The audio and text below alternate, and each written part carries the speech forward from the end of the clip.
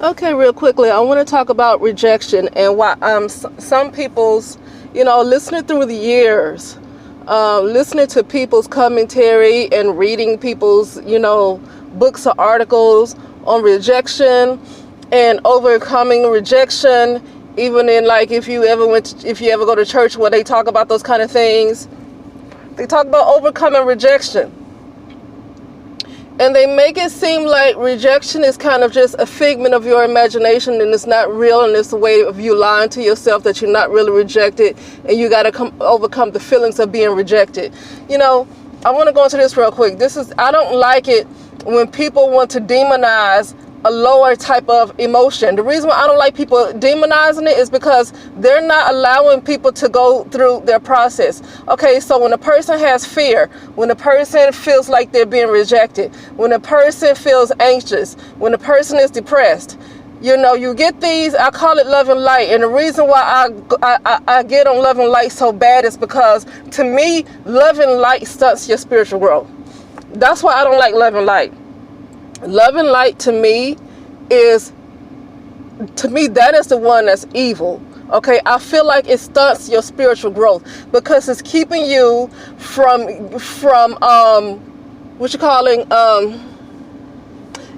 it's keeping you from merging your shadow side and your higher self, and it's keeping those things from merging together to raise up in frequency, or to ascend, or however you want to call it.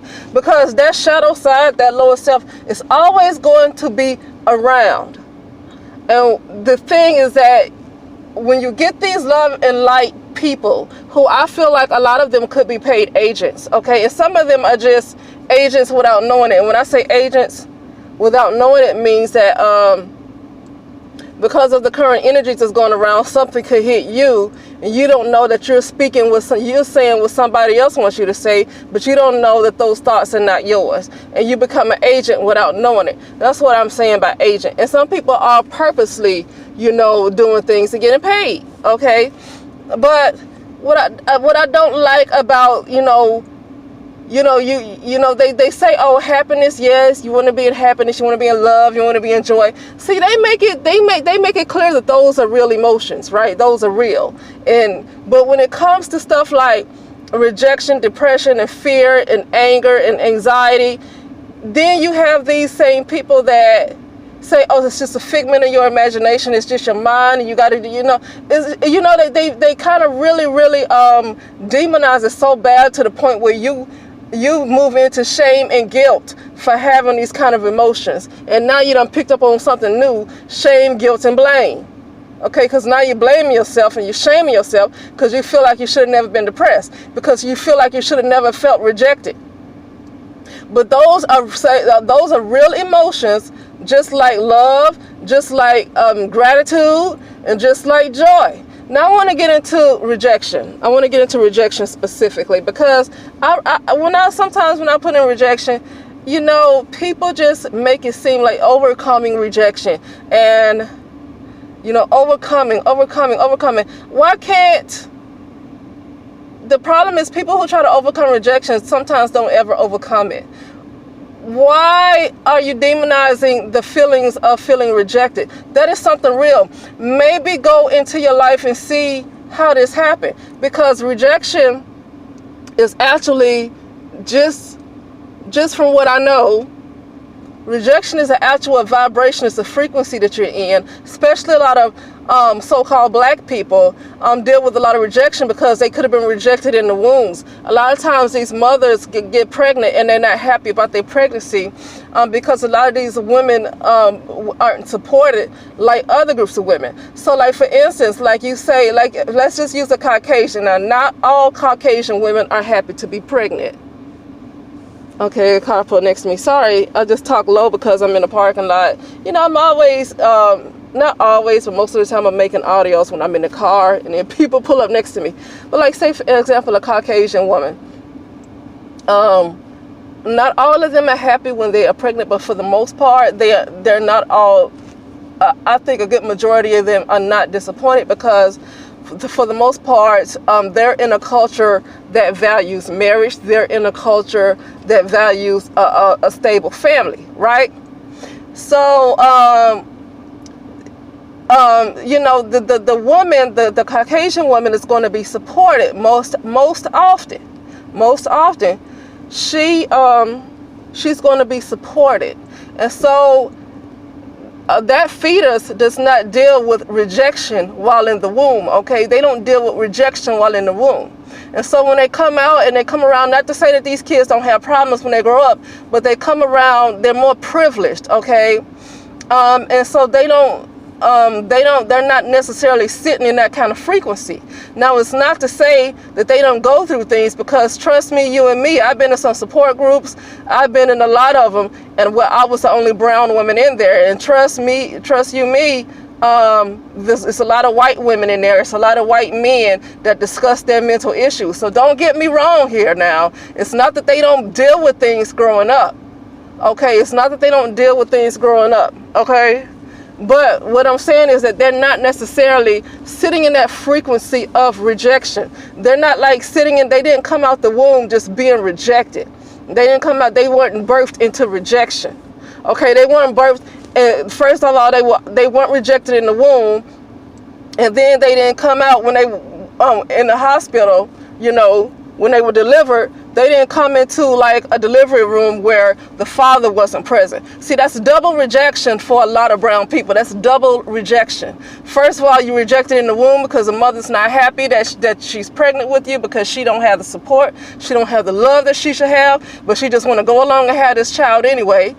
And there is a double rejection. You and I got a double whammy when you get into the delivery room and the father ain't there. So now you're facing double rejection from both of your biological parents. So when people talk about rejection and the feelings of being rejected, that is a very real type of world. That is a very real frequency that a lot of people sit in, especially a lot of so-called black or brown people. That is a real frequency that people sitting in.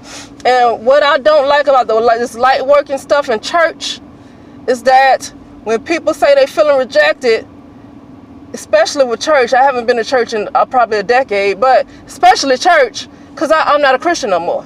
But especially with church, they shame you.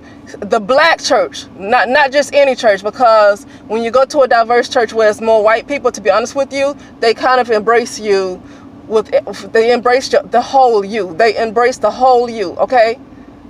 Then if they're not extremely religious. Now, if you get with white people who are old school, like real old school, those baby boomer type of white people, that's real old school like that, they might try to, you know, get you away and fling you away because they feel like it's some kind of disease to be depressed and to have rejection.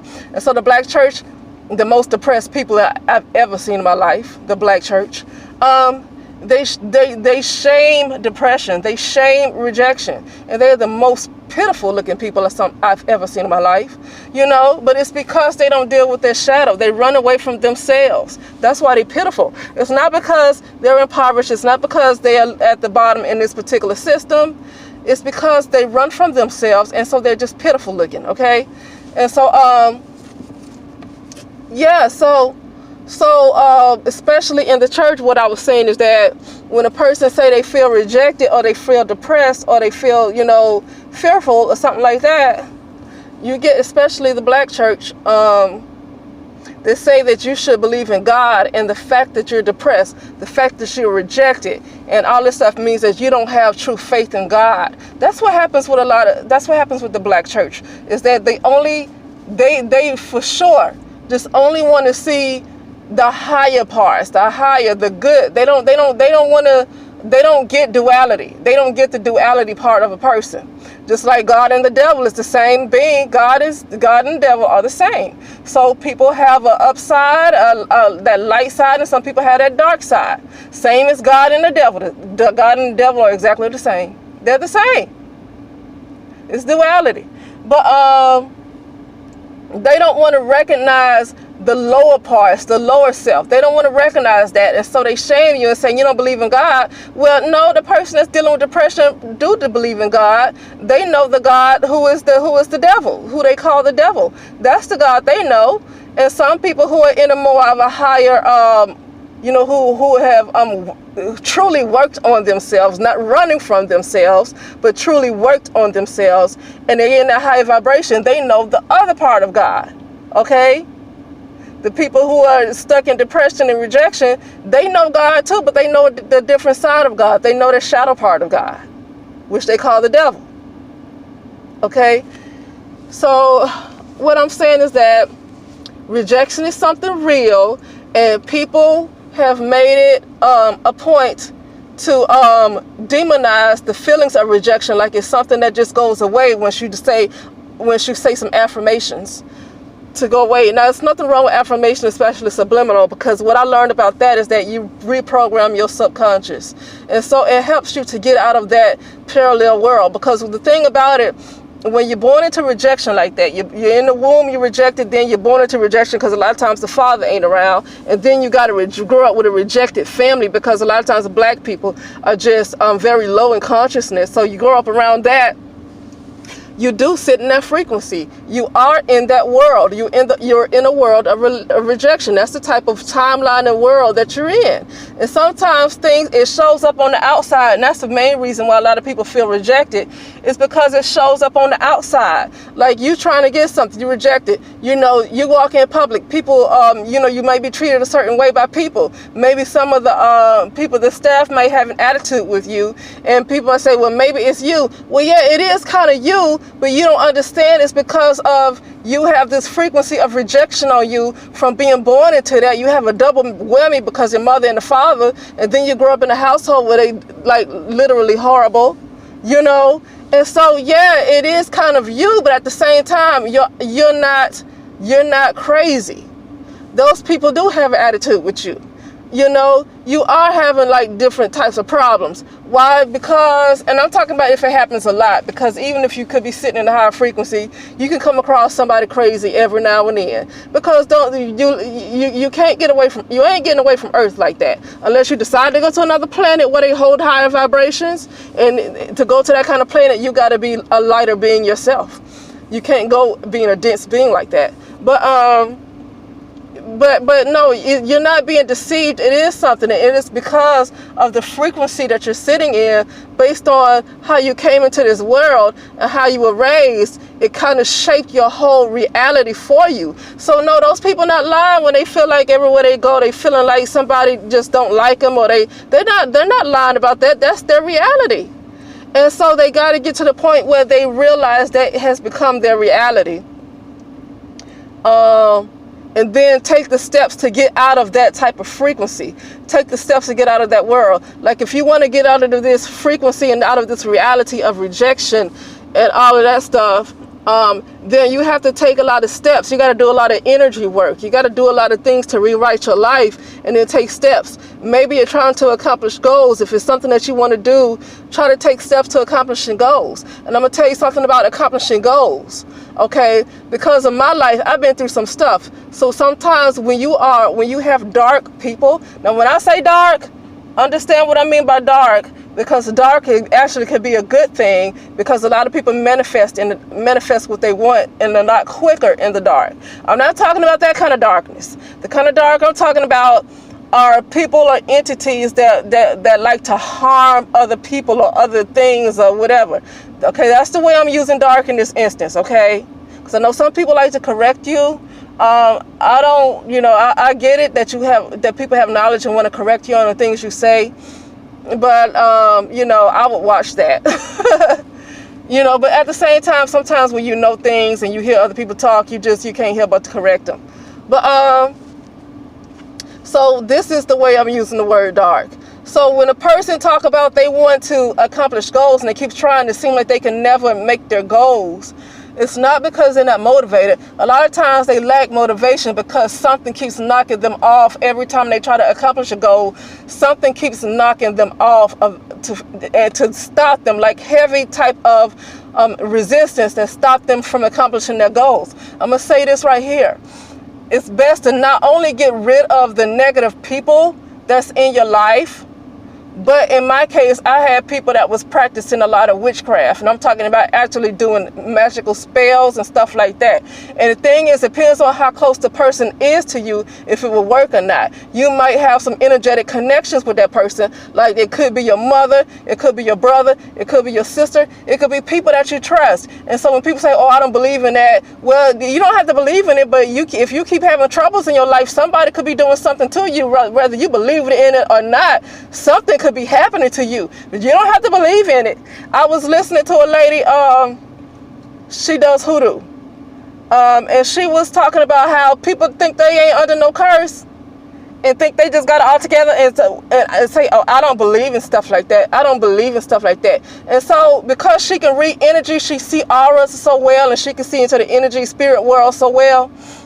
When these people sent her pictures, she saw all kind of spirits around these folks, all kind of what you would call negative entities. And by negative, it's entities that's not for that person's highest good, okay? It's entities that's taking that person's energy, that kind of stuff.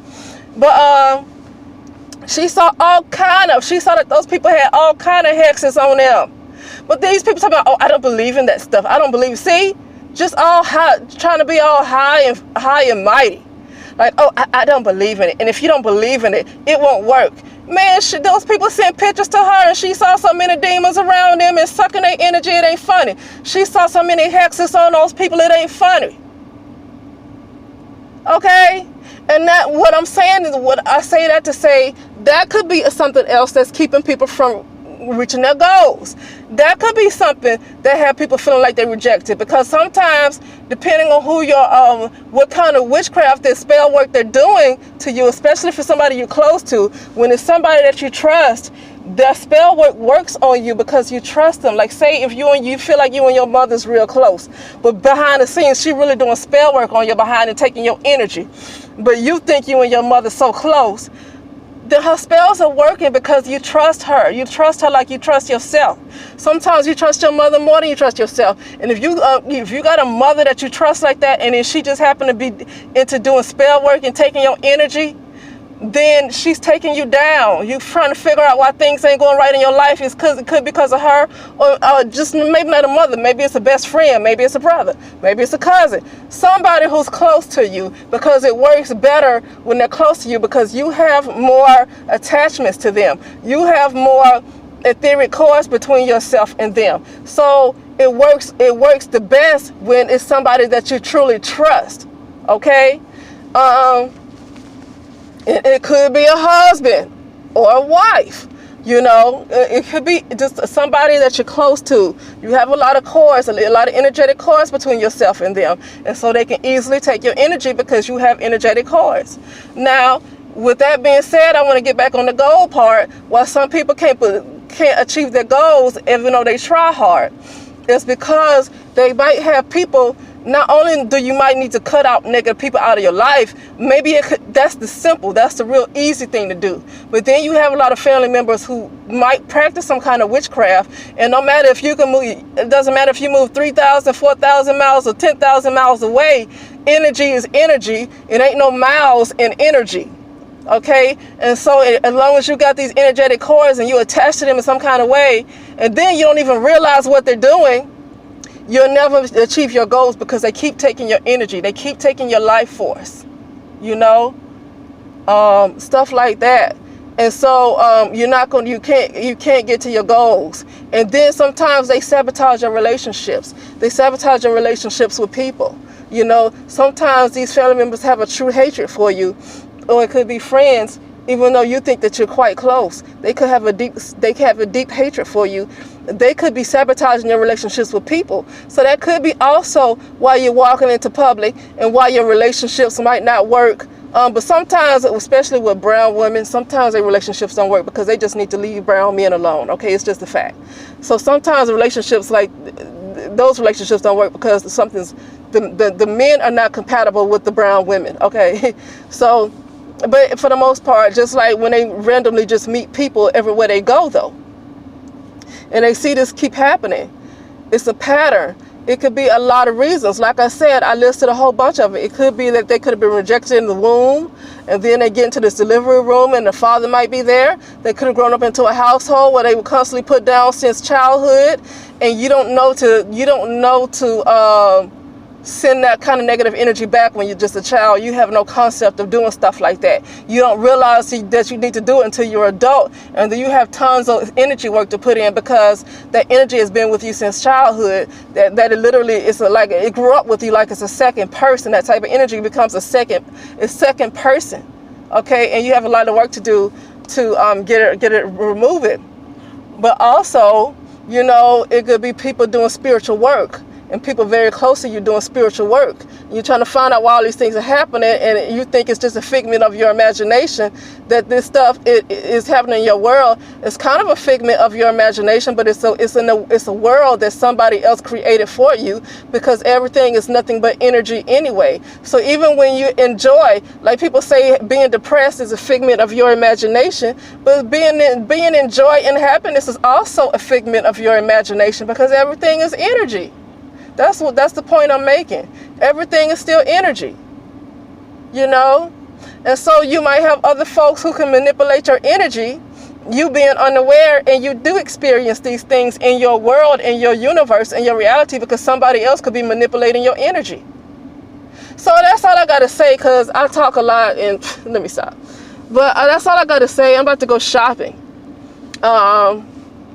Yeah, I'm about to go shopping. But yeah, that's all I got to say about these light workers, these people who want to downplay rejection, like, oh, you could just think about rejection going away. 1, 2, 3, the thought is gone. You no longer deal with rejection. That is a freaking lie from the pits of hell.